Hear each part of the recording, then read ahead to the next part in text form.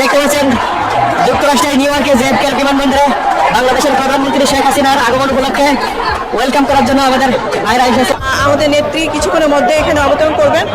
জাতিসংঘের সাধারণ অধিবেশনে উনি বক্তব্য দিবেন।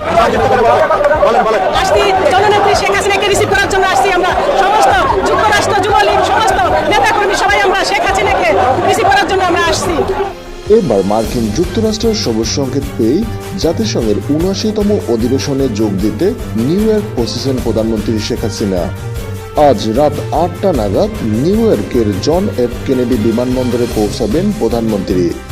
তাকে বরণ করার জন্য নিউ ইয়র্কের বিমানবন্দরে জড়ো হয়েছে আওয়ামী লীগের বিভিন্ন নেতাকর্মী। ইতিমধ্যেই তারা বিভিন্ন স্লোগানে মুখরিত করছে এয়ারপোর্ট এলাকা।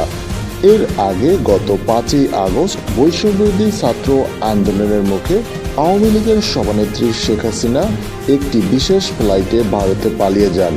সেখানে দীর্ঘ ১ মাস দিল্লিতে অবস্থান শেষে পদত্যাগ নিয়ে মুখ খুললেন শেখ হাসিনা।